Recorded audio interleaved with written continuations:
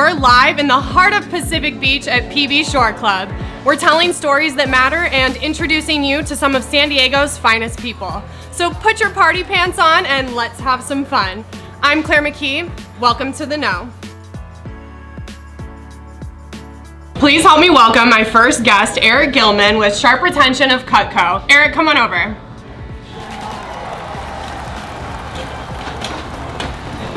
What's going on? How are you? I'm fantastic. Thanks for being here. Good morning. Good morning, knife guy. I appreciate you having me. This is super exciting. I know. You got, it's gonna be a great day when the knife guy shows up, right? I think. I mean, if I live through this interview, it sounds a little creepy. You're in the safest place in the bar. We're gonna learn a lot more about you and these knives, this beautiful display we have back here. He is not a serial killer or anything like that. He actually provides a lot of value. But first, Eric, please share a fun fact about yourself. What's something people may not know about you?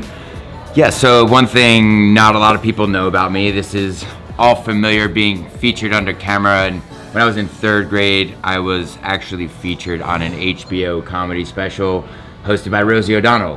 What? Yeah. How old were you? I was in 3rd grade, so I must have been, 10, 11 years old, something like that. I think even younger than that, maybe. 8, 9. Okay, so you were young. 9. Yeah. You met Rosie O'Donnell. I did. How? Like, how did that come to be? Basically, HBO people came to our school. They sat in on classes. We didn't know why, but there were these people watching. And they picked 2 kids from each class, which were the class clowns, which I used to just do notoriously all the time. Then they brought us in a room similar with a setup like this, and they said, just be funny, just tell jokes. Just be funny. And then... Which any comedian knows, like, just right. tell us a joke. Just tell us the setup, It's not that easy. Yeah. So then about, 8 weeks later, we got this big, elaborate pop-up invitation in the mail for a big party at Rockefeller Center in New York. So this was when you were still living in New York? Mm-hmm. Yep. Oh, and so my me and my folks, we went to the event. It was a big premiere, HBO red carpet type thing, gosh. and a bunch of other kids and a bunch of kid events. And so do you want to hear the joke? Of course I want to hear the joke. So you had one. Yes, I got one, told and one I joke. made the cut. Okay. And so you can check the tapes, and so. Yeah, we need to find the footage. It's first out of there. all. It's out there. And actually, I have a picture of me and Rosie O'Donnell. We were on the front page of the National Enquirer for that picture That for the is event. so incredible. Yeah. So my mom's got it framed, all that. But so. The joke. Let's hear it. What you got? What happened when the Pink Panther stepped on an ant? You got me. What? Dead ant, dead ant, dead ant, dead ant. Famous! Yep, that's what it takes. So Wait. it takes to make it. As an 8-year-old, you came up with that? I don't know if I came up with it, but most You great had heard ideas and it. jokes, I heard it, and they wanted my gold, so I just threw them the best one I had, and Oh. I actually had a bunch of dirty jokes I told because Yeah. I have 2 older brothers, but I'm pretty sure they didn't want to see an 8-year-old dropping F-bombs and saying horrible things that his older brothers had taught him. Oh my gosh. So yeah, That's the best fun fact ever. That's so appropriate. So this isn't anything because you're like, I did this when I was 8. I'm an HBO feature comedian. Yeah, So, I mean, who else can say that, really? And you decided to not become a comedian in your adult life. What happened? So I'm still actually pursuing that. Are you? And side thing, I do open mics, and I have a passion for speaking and telling gosh. jokes and writing down horrible things that come into my mind. Literally one of my favorite things in the world is stand-up comedy on Netflix. I've seen every single one of them. I say in another world, I'm gonna do stand-up comedy at some point. So I'm super curious to pick your brain about that. We're Let's gonna do talk it about that sometime. again. I would Yeah. love to come watch you. That's really sweet. It's easier than you think. You can do it. Is it? It really is. Come 'Cause to I an can open talk, mic. but Come to an open mic sometime. It will be a big confidence boost for you. You'll see that just people are getting up there and just throwing it out there. But yeah. super cool. Coming back to an HBO or most likely Netflix screen towards you Yeah. to you sometime in the Yeah. not too distant future. Okay, so we're getting a little inside peek here, guys. We gotta stay tuned for Eric Gillman. That's super cool. Let's talk business though a little bit, because Sure. that's why you're here today. Let's cut to the chase, Let's you know? cut to the chase, if you will. Tell us, what is Sharp Retention? Yeah, so Sharp Retention is the team for Cutco closing gifts. Mm-hmm. So we are the #1 team in the world, and our team specializes in branding. So we take a gifting system. So most people are giving out gifts, and what happens is most gifts go away. Wine, gift card, champagne, gift baskets. So about 10 years ago, we came up with a solution. We started branding a product called Cutco. And Pretty much everyone has heard of Cutco knives. at yeah, some if point, you right? haven't, well, here, we can show something that kind of demonstrates the quality of it. Yeah. I had mentioned something a little bit earlier. So Cutco's been around since 1949, right? Okay. And I've been with the company 13 years. One of my favorite things about Cutco is they always have been, and they always will be 100% American made. Amazing. Right? I love that. And I've been to the factory and seen it all done. The average time somebody works in the factory is about 22 years. But we were chatting about one of our products, our legendary scissors. They come apart. Oh, okay. Easy to clean. I know, that was like magic, right? You're like, oh, you broke it. Didn't know that, okay. And they have these little teeth in there for gripping. So if you're cutting anything like chicken bones or broccoli or hard things, so you gave me a shiny penny earlier, and I'm just gonna take that bad boy and chop it up for you. But yeah, hard plastics, fine fabrics, silk, cashmere, and I've had pairs of scissors for over a decade that I've cut continuously with pennies. So you can see I'm making a nice little corkscrew here. If you have a nice bottle of wine one night and you can't find your wine opener, all you have to do is grab your scissors and a penny and boop, you got a Trailer Parks corkscrew. Oh my gosh. Look at you, just solution oriented, out of the penny right here. Always ready to go. Okay, and this is a real penny, like this isn't a sham here. People always like, is that a real penny? I'm like, what is a fake penny? Yep. But yeah, if they cut pennies well, you should see what they can do to a dollar bill. I made you a flower. Oh, that is so sweet. Thank you. I should put it behind my ear, but there I think it's a little might sharp, bleed. It's careful. A little sharp. So yeah, our team Sharp Attention, to get to your question, is essentially what we've been doing is taking this product that's the premier, the Rolls Royce of the kitchen, if you will, and we've custom brand it with your name, your logo, your tagline. Okay, so business owners are using this as a client gift, exactly. Right? So we've taken what people are doing as gifts and shifted into a branded gifting system. Really smart. So we save people time and energy, and then we also upgrade the quality of the actual product that they're giving. Really? Because, I mean, wine and champagne gift cards, those things, I mean, are enjoyable. Sure. But I have to ask, my clients, is that representative of the lifetime relationship you want to have with your clients? Great. And I'm not saying never to do those things. Yeah. Give it with a bottle of champagne. Right. But the point is, we want to stay in front of our clients. We want to stay top of mind. And that's really what our team helps our clients do. And so we create systems with that, and we make you look like a boss when you're giving the gifts out to your clients. I love that, because anybody who's in the marketing or branding or has a business knows that you have to be top of mind, whether they're going to buy yesterday or 20 years from now, and a bottle of champagne or wine ends up in the trash. These will last how long? A lifetime, right? Forever. They're all guaranteed forever. And incredible. People aren't sitting around and talking about their, anyway, real estate professional, knife salesman, car salesman, they're not sitting around talking about us as much as we like to think that they are, right? But when you put a branded piece in their kitchen, just like, looking at the name of Pete Middleton or Jack Campbell or any of the people that we work with, it just keeps you in front of them all the time. Absolutely and on incredible. Something that's quality and in the most used room in the household, Okay, so was Cutco doing the branding like this before your team came into the picture, or was this an idea that you guys had? How did that all come together? Yeah, it's a great question. So not really. Cutco has always been engraving gifts. They've always recognized that that's an idea. About 12 years ago, there was a guy named Tony Carlston who started this program. Okay. So, and he's the founder of Sharp Retention along with Adam Sobieski. So a lot of people watching this might know my business partner, mentor, Adam. But effectively, they created the concept. Okay. They created the concept, they created the program. It was a thing before, but it wasn't a program. Right. And so really what they came in and did was we took it effectively a real estate team model and the Sharp Retention team form. So we share admin, we share back-end resources, we share, all the engraving staff, but then at the same time, we're able to serve clients more in the field and really turn it from like, oh, this is a gift that you can buy, to a system that's gonna generate more leads, that's gonna put you in front of people, that's gonna make you actually get more business from dollars that you're spending anyway on consumable gifts. It's way more than just a gift, right? Yeah. Okay, so I love that they came up with this amazing concept. You guys have taken it to the next level. What's something that, what is something people don't already know about Cutco or the gifting system that, you'd really like to get out there and share with the audience? Yeah, and it's a great question. I'd say most of the time that people don't know is they're like, oh yeah, that's a great idea. That's a knife, right? Oh, I'd give me a knife. I don't know, this and that. And it's more so about, like I said, the system that we're putting in place on the back end to make you look good. So one of the things that some of our clients, people who already use us, don't even know is we have every gift that we have. Like, so for example, when you give people this, can I tell you a really quick story about this spreader? What is that? So this is our legendary spreader, super flexible. Okay. PBJ, mustard, mayo, but it's really, really sharp. So you can use it for cutting like tomatoes, apples, oranges. It's really shiny too. You can check your makeup while you're doing all your things. It's good for if you have hard to deal with clients, you can slap around a little bit, whatever you got to do with it. One of my clients, Mary Beth Keeley, shout out Mary Beth if you're watching. She's great. She gave one of these clients, or to one of her clients, it's a couple having dinner with another couple, right? Okay. And they're about to cut a turkey, and the husband goes, sweetheart, we have to cut the turkey with a Cutco knife. It's the sharpest knife we have in the kitchen. And the wife is like, That is a spreader, right? Get out. It's super sharp though, so they cut the turkey with the knife. And the point of the story, and the reason I know this, and I share this with people, is Mary Beth told me that story ended with that realtor with Mary Beth being referred to that other couple.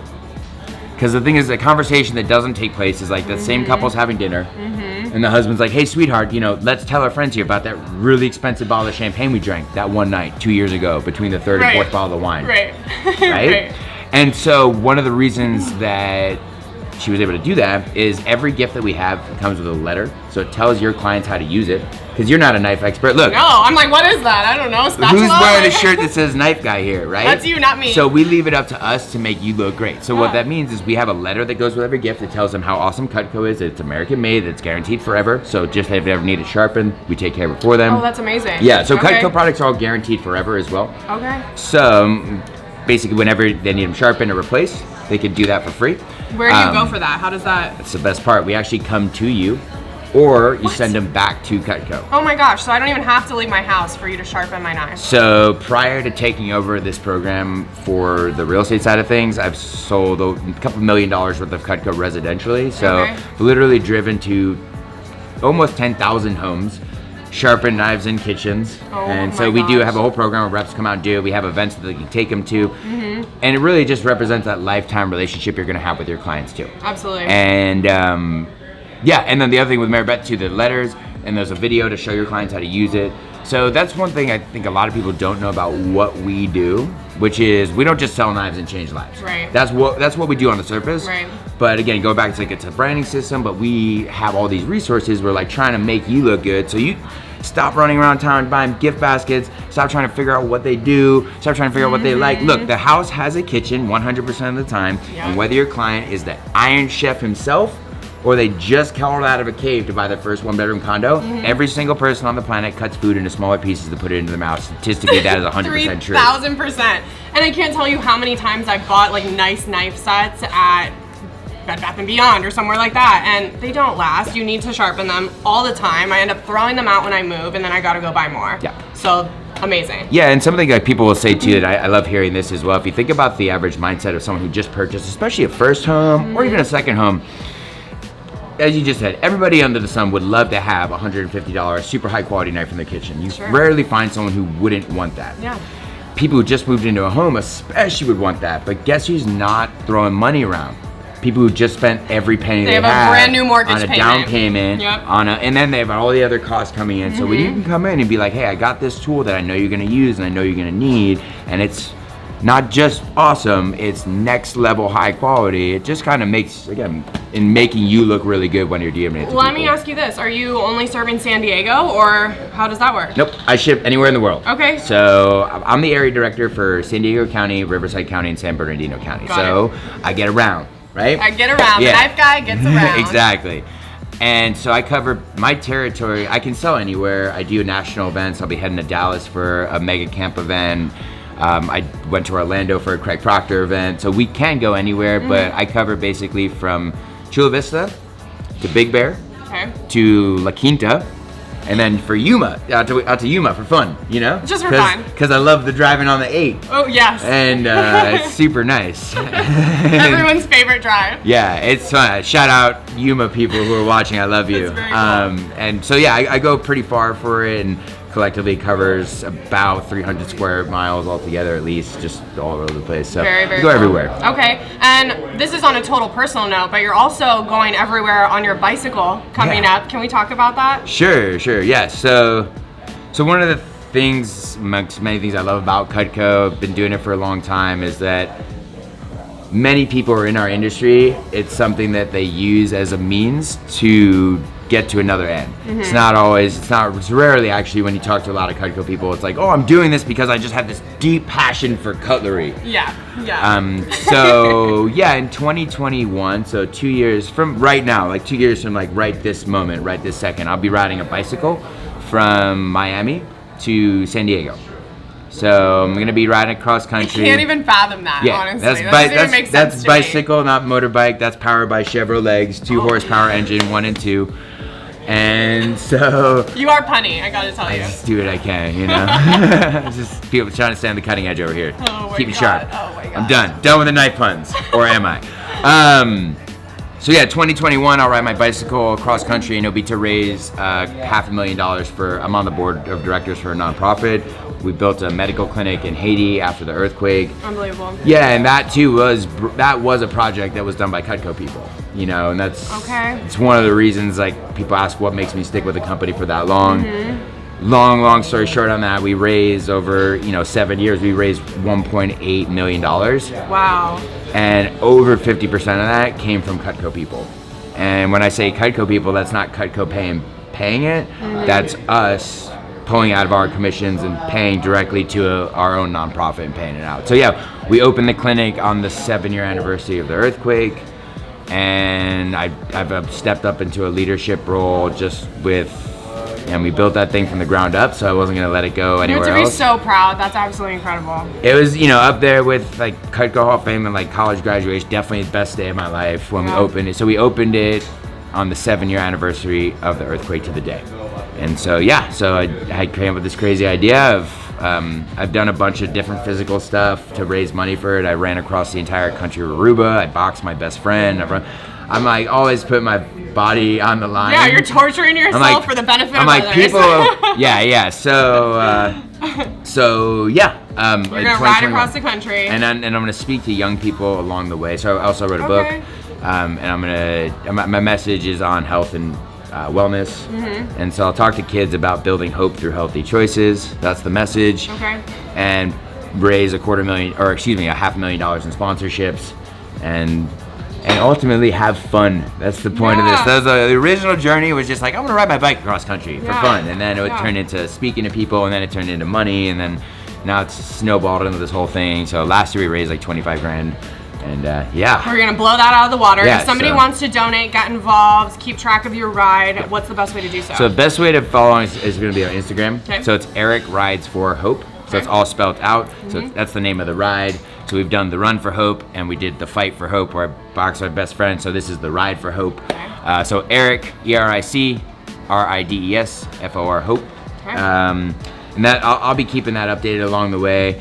And more so, just follow me on social media with Facebook, and I'll be really in the next 18 months. My main goal is I will be in the next 18 months the #1 Cutco rep of all time to be in this program. Okay. So I want to do that, and then I'm gonna go take a bike ride.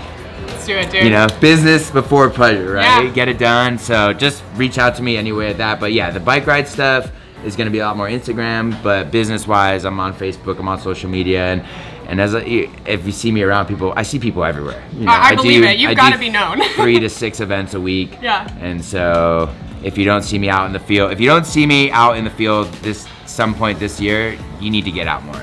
Ooh, calling you out. I love it. Eric, it's been so awesome getting to know you. This has been fantastic. Thank you so much for all the value you've provided our audience. And stick around, because we're going to play a game, but I'm not going to tell you what. I love it. Thank you so much for having me. I really appreciate it. This has been awesome.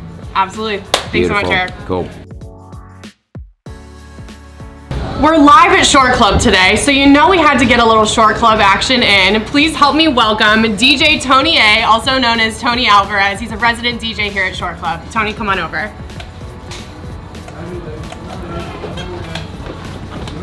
Hi there. Hello. How are you? How are you? Thanks for being here. Thanks for having me. I guess I don't have to you work here, so it probably wasn't too hard to get you here today. Yeah. I was here anyways. Were you?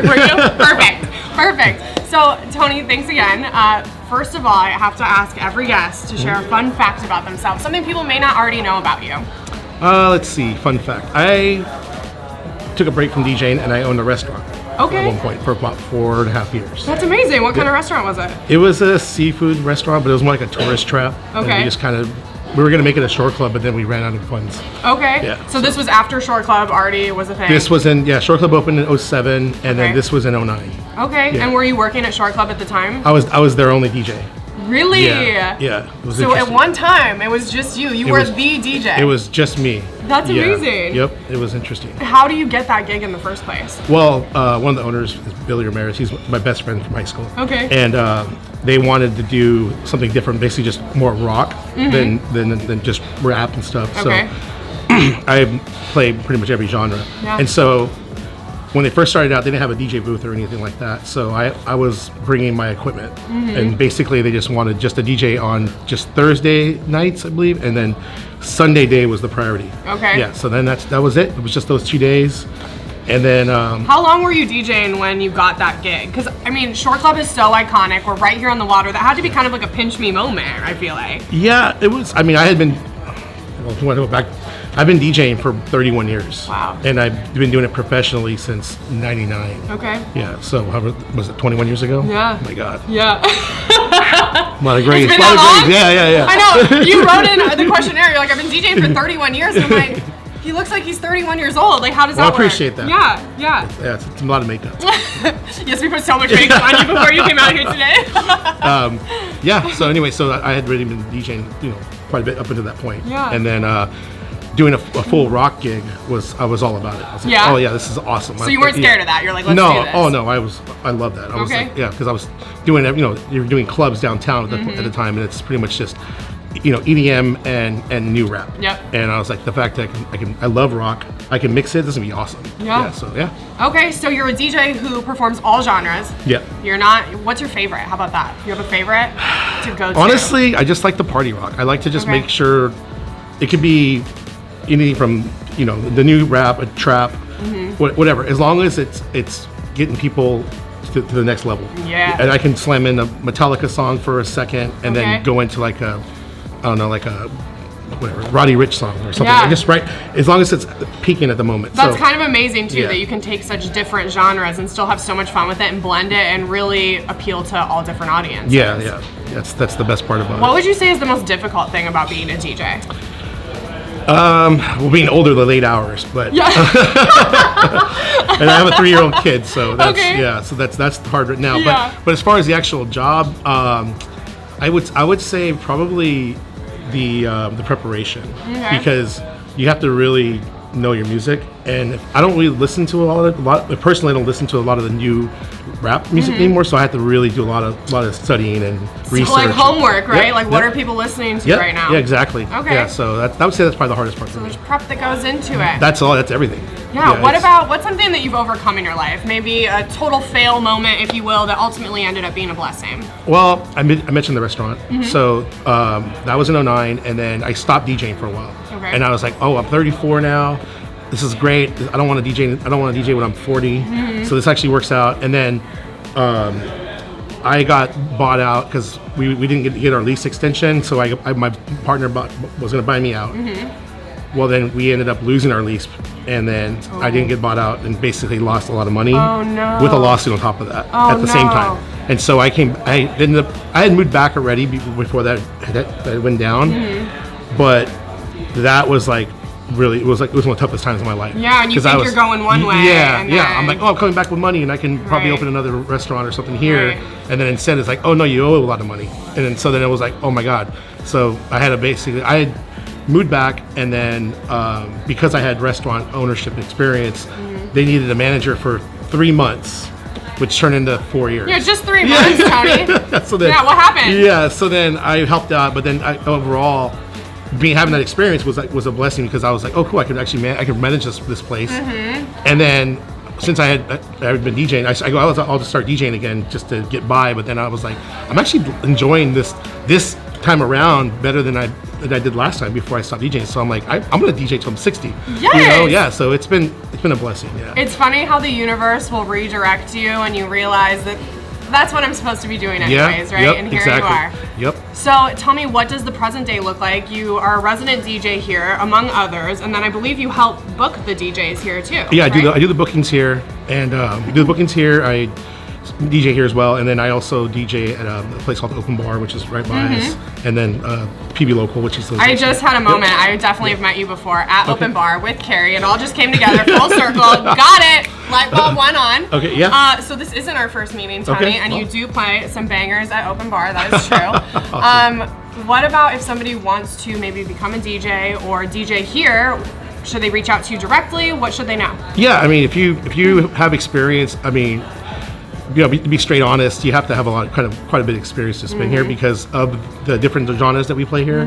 You can't just be a hip hop DJ or a DJ who plays just EDM and hip hop. Right. You have to be able to read the crowd. That's the number one thing in playing here. But yeah, you can always reach out to me at email, TonyShoreClub@gmail. Very easy. TonyShoreClub@gmail. Yep, very simple. And then as far as becoming a DJ, if you love music and if you love people, just do it. Like, I would say, don't even hesitate. Yeah. Just buy the equipment and just start working on it. Do what you love. Yeah, and it's easier to get into it these days because it's digital now. You don't have to, back in the day, we had to go search for the records. Right. You had to go record shopping and hope you find the one record that was hot that week. Which is like crazy to even think about. Yeah. That's really how it was done. You Yep. like show up with all your records. Yeah. Like what? Yeah. What? Yeah. Oh yeah. Yeah. It had Dolly Records. I would park blocks away, Dolly Records to the gigs. Yeah, and then had to go through each set every night. Like, what am I gonna play? Am I gonna play this? Just you can't bring 20 crates. Right. Yeah. So yeah, it was a lot of work. That was really preparation. You had to really come correct and know exactly what you were gonna do with a plan. Exactly. Wow. Yeah. So I would just say just buy it and start. Just do it. So you cut your teeth when it was more difficult. You know what you think. Yeah. I'm very appreciative of it. Of course. Yeah. I'm glad I went through that route. Yeah. Well, Tony, this has been amazing. Thanks so much for taking the time. Yeah. Awesome. I really Thanks for having me. appreciate it. And we're gonna play a little game. I think you're very familiar with what the game is, but I'm not gonna tell you because we're gonna leave the audience on a tease here. Okay. Okay. So hang with us and we'll be right back.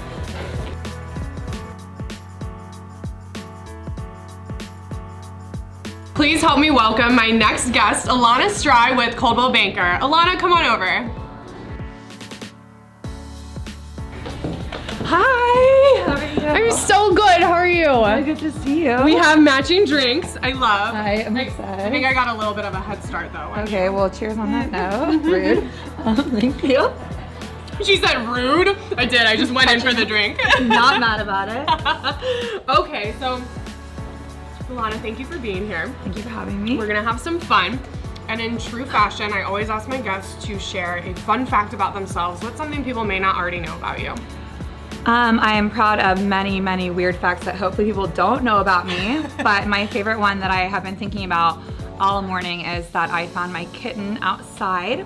I was perhaps coming back from this lovely venue and I might have rolled out of my Uber with my California burrito because my Uber driver thought they saw a kitten crossing our path, and it was, and so I waited there for 2 hours and I brought him inside and I was super obsessed, and she was the cutest kitten in the whole world, so I named her Bella and I brought her to the vet, and then 6 weeks later his balls dropped. So I Bella's a boy. have a boy cat named Bella, Okay. and I decided not to rename him. How is he taking that? Is he doing all right? I think that the identity crisis has really struck him. He doesn't really like anybody. Oh, no. Not that I've ever brought a boy home, but if I had, yeah. he wouldn't like those boys either. So right now, we're just kind of living in like a very gender neutral household. Yeah. So I'm fine with that. Just equality. We're accepting of everything. So in case anyone ever meets me, I want that to be the first thing they think of. Yeah, is now they know. My furry cat ball. Your boy cat named Bella. Everything's fine. Well, maybe he just needs a lady friend. Maybe he's in a crisis Please of his don't own. make me a cat lady right now. Oh, well, I am one, so I'm just encouraging everyone else to go down with me because I am too. So Okay, yeah, slippery slope. the truth comes out. Dibs are gonna come in. So let me know when I can meet Bella, first of all. Coming over, I like it. Secondly, tell me, you have this amazing background, right? So you went to school here in San Diego, and you were a part of the ROTC program as well, right? So tell me about that journey. How did you end up in the Navy while going to school, like the whole nine? Bring us up to speed. My dad is a retired naval captain, and so I went to University of San Diego for undergrad. I did ROTC there, so they paid for my full undergrad, and I owed 4 years beyond that. And then every year beyond that went toward my GI Bill, and so I spent 3 more years, maxed out my GI Bill, got my master's degree at USC, and now I'm in real estate. And I have no student loan debt, so there is a trick, right? Okay. You just have to wear a fugly uniform for approximately a quarter of your life. Yeah, and you're playing by everyone else's rules. What was that experience like being in the Navy, especially as a female? You can't pick out your own nail polish. I got into a fight about lip gloss more than one time. I think, right. You can't. Anything too shiny is provocative. God forbid. Oh, okay. And then being an officer, it's just a really different environment. If you're familiar with like leadership positions, I came from being a VP in my sorority, and you want people to like you and want to do what you want. Right. Because that's leadership, and then you get into the military and then you're a girl. So people have presumptions about you, and you're a girl that wears makeup, and you're a girl that likes hugging people, and you can't do that, go figure. So it was a huge transition, but then now in real estate, now I have the discipline and like the kind of attention to detail that most people aren't forced to do, because in real estate, it's a very different environment, but it's still super fun and it's very like family oriented, and that's how the military feels too. Yeah, so you've actually been able to kind of merge both worlds to where you get to have that feminine side and help people and really take care of them and nurture them through this process of buying or selling a home, but you also have that regimented attention to detail, get it done attitude. That's exactly how like. I love it. Wait, yeah, cheers. Cheers. That makes me so happy. Yes, I got you, girl. That's what it is. So I'll get people. Love that. People like submit their offers, and then I'll read them, and then I'll call the agent and say, "Did you read this offer before you send it to me?" Because I don't think anyone did. Ooh. Because this is ridiculous. I'm sorry. Yeah, Like, laying it down. I It's love that. annoying. And so I think that came from 10 years of military, just being able to be disciplined and making sure that what you submit is what you want to be your final product. And that's not something that we're used to. So. Talk about your business in the present day. I know you have a huge presence. You're very passionate about VA loans and helping veterans transition. So tell me a little bit about that. When I got out of the military, it was 2015 when I finished my service and I went to reserves.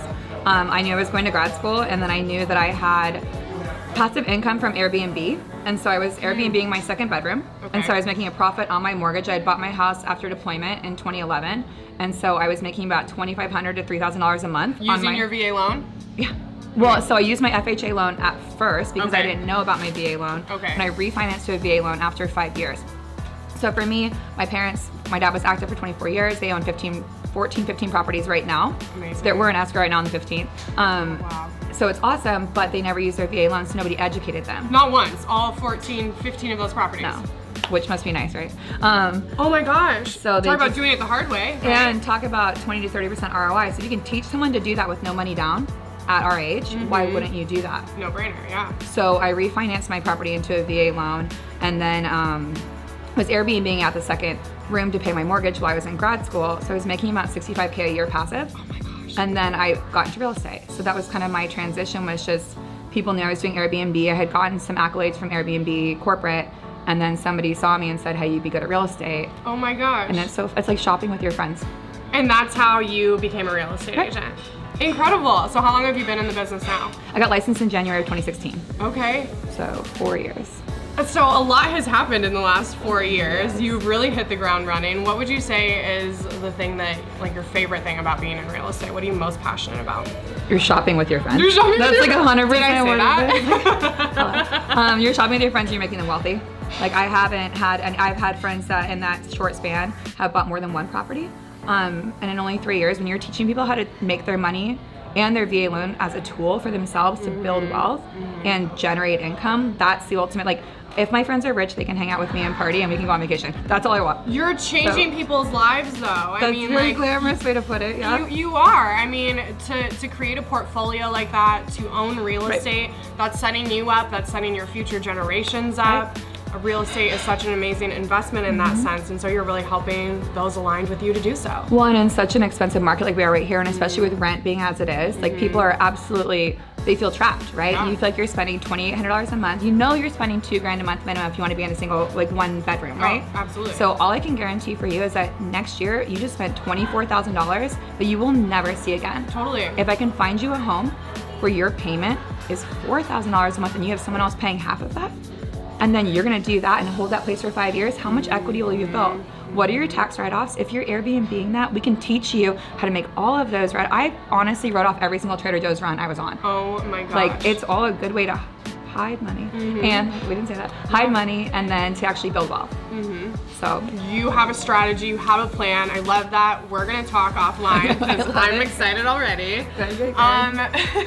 Tell me something more on the personal side. What do you like to do in your free time? She's like, Shore Club. I really like this place looks so good. Like, I'm not saying that I've been here before. I'm not saying I've ever been here I don't know before. anybody here. This is fine. No, I absolutely love socializing. I don't spend any money on marketing. All my stuff is going out, and Okay.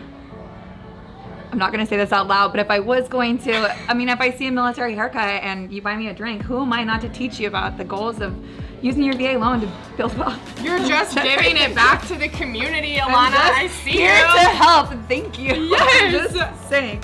No, I also volunteer with Junior League, which is a women's volunteerism and training organization. It's international, but we focus on foster youth and human trafficking victims Wow. here in San Diego. So San Diego and San Francisco alternate as the two major ports for human trafficking victims in the country. And so they get sent over to the Pacific Ring of Fire and kind of back and forth. And so many of them are transition age foster youth. And so I just moved to East Village, just bought my second property using my VA loan. I woke up in November and decided to put down $3,500 and buy a new place, and that's the VA loan for you. It's like an impulse purchase. $3,500. I mean, people spend and that. you can get it back. Like Yeah. that's the crazy part. Oh, you know when you like go out to eat and you're like, oh, fine, I'll eat this, I'll drink this, and then like your address is $100. $100? Like why would I spend that? Right. But with food, you go and completely just eat it, and never think about Yep, it. and you never see it again. Exactly. Well, yeah. Wow, yeah. Yeah.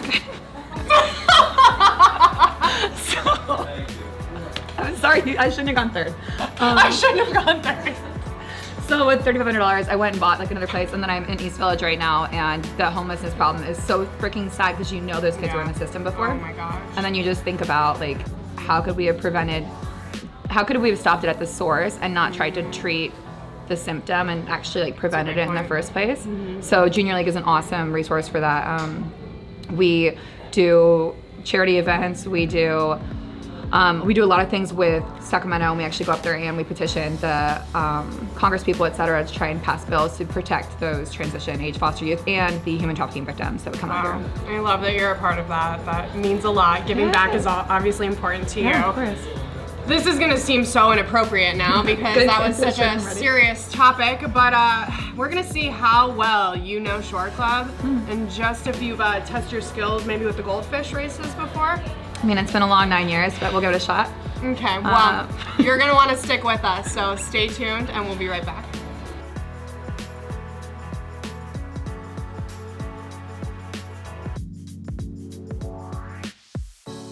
We're back. We're still at Shore Club. Alana and Tony were nice enough to continue hanging out despite this fun little game / torture we're gonna put them through. And if you know anything about Shore Club, you know that on Wednesday nights they host the Goldfish Races. I didn't think this was a real thing, but it in fact is, and you're about to see it here first. So we're gonna do a little rock, paper, scissors to see who goes first. So I'm gonna have you do that now and we'll go from there, all right? So rock, paper, scissors, shoot. Ready? 1, 2, 3. Rock, paper, scissors, shoot. Okay. One more time. Rock, paper, scissors, shoot. Rock, paper, scissors, shoot. You guys! Okay, that was very like. I didn't know this was gonna be the most difficult part of the whole thing. Let's try again. Rock, paper, scissors, shoot. Okay. Oh, I'm okay. Swish. Tony, are we doing best of 3? Did you? Stop. She was like, this is unacceptable. Okay. She said, have you ever played this game? I'm okay. She doesn't like to lose, so we're gonna give her another shot. 1-0. Rock, paper, scissors, shoot. Okay, now we're even. 1-1. This is it. Rock, paper, scissors, shoot. Woo! She got it. Wait, what is that? Do I go first or You're second? going. Well, I get to choose. I Right? was saying you I pick. gotta go second. Oh. I have to see his strategy. Okay, but do you want to pick which fish you Oh, we get? already did. So he's gonna take the one in the moldy bowl. Yep. That's. I'll take the bowl. I The thought dirty bowl. maybe. I thought that you'd like. He that's- pooped already. He's excited. Yeah. That's a big fish. Speed. Okay, is this one you? That's not me. That's okay. So Tony, Right now. you're gonna be up first. We're Alright. gonna time you. I'm gonna let you. We're gonna start at this end. The goal is to blow the fish to the other end the fastest. Okay.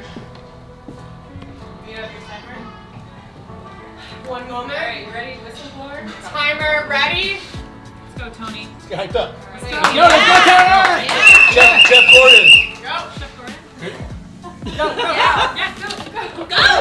Blow that thing! You can do it. Go!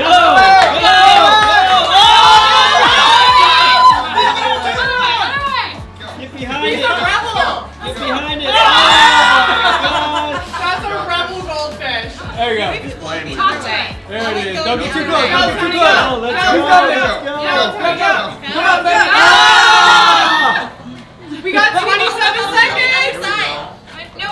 Yeah. This is, What was the other way? I think he forfeited. I think you picked the God. sassiest fish in there. The sassiest fish in there. Oh, yeah.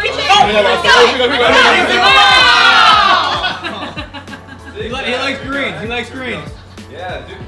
I'm not gonna lie, I've never seen a fish do this before. Is that Nemo? He likes bubbles. Here we go. He likes bubbles. Yeah, there you go. Oh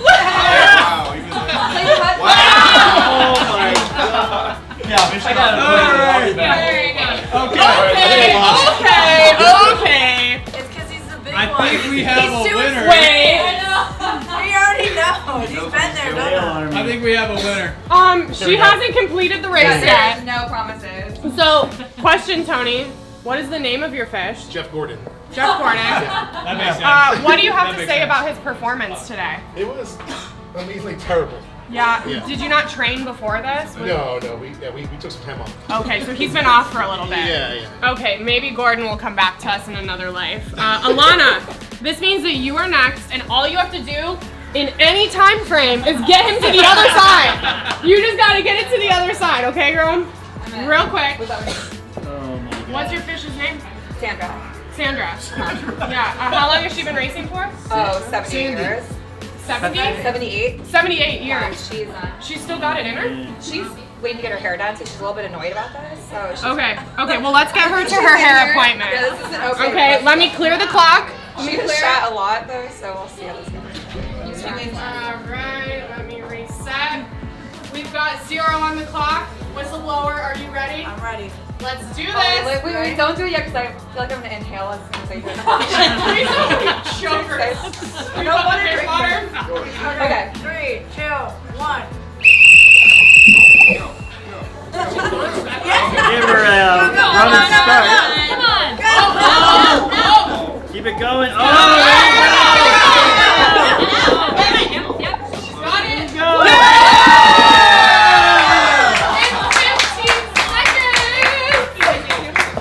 In 15 seconds. Too many years of practice. This is embarrassing. So here we are. Thank you very much. Thank you. And you guys, that has been the PB Shore Club Goldfish Races. Alana, you are the official winner. Tony's a little burned. He's probably never going to live this down. But thanks to everybody who's been watching. We'll see you next time. I'm Claire McKee. This has been The Know.